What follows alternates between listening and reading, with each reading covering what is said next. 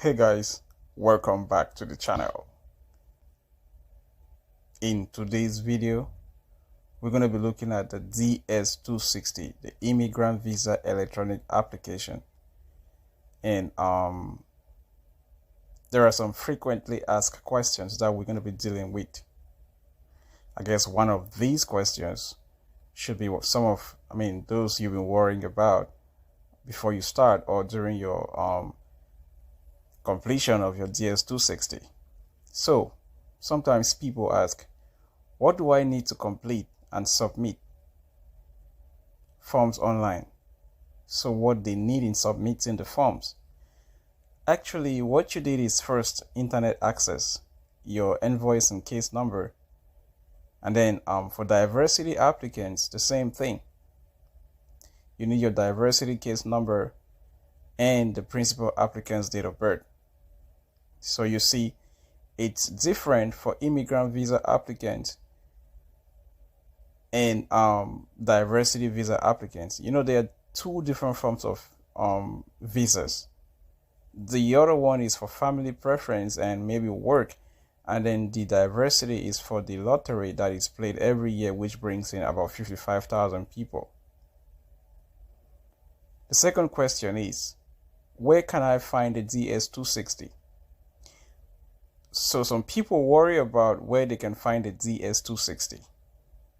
The DS-260 is found on the USCIS website. And when you go there, you go to immigrant-visa.state.gov. When you click on that, it's going to be taking you to that. And then it's usually attached to your consulate or embassy where you will be having your interview. Equally, there are samples of DS-260. This is a sample. Here's a sample of a DS-260.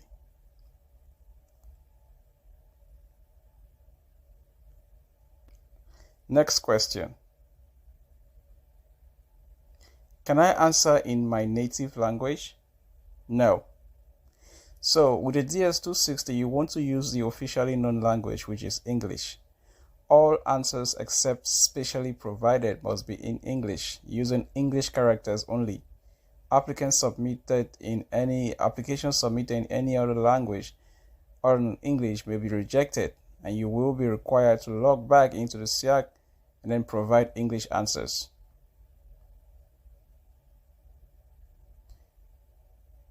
Next question. Are all fields on DS-260 mandatory? Most fields on the DS-260 are mandatory. You may leave fields marked optional blank. So like any other form, anything optional, you might decide to leave it blank. It's your choice to see if you want to put something in or not. Some fields may also give you the option to select does not apply. If a field does not apply to you, you may mark the box next to do not apply. All other fields must be completed. The application will not allow you to submit a form with any mandatory field left blank. So usually there is a red asterisk that says it says that it's mandatory. That is very applicable. You will always see that. And usually most of the times, if you have not submitted or fill out that place, you won't be able to proceed.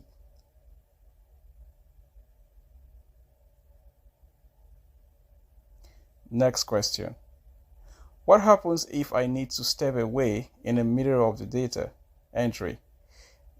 You can always step away.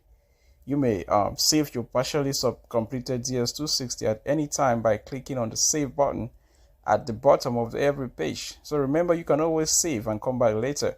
If you need to step away, simply click on the save button to save your progress and click on the sign out in the upper right hand corner on the screen. All the data that you have entered up the point of clicking on save will be stored until you're ready to continue. To ensure your privacy, if you step away in the middle of a data entry, the DS-260 has a timeout feature. If your DS-260 application is idle for approximately 20 minutes, USCIS will log you off. All data you entered up to the last time you click save will be stored until you are ready to continue completing the form. Any data that you entered after clicking save will be lost. That is probably clear. So if you're filling your DS-260 right now, you can step away. Make sure you just click on save and continue later. You can always continue from where you left it off. Next question. How do I access a previously saved DS-260? You can access your saved application by returning to the Consular Electronic Application Center, the SIAC website. Remember, you always have your login, your case and invoice number. Whenever you go there, you go back to the DS-260 and you can always access it. Once you submit your application by clicking the sign in, submit application button on the sign and submit page, you will be unable to access your application. So when the DS-260 has been submitted, you can't go back and change anything. The only time you can be able to inform the NVC and the embassy that something was changed, and they will probably tell you to bring in what you think has changed and how you want to correct them at the day of your interview. Last question. Do I bring my DS-260 application with me during my interview? No.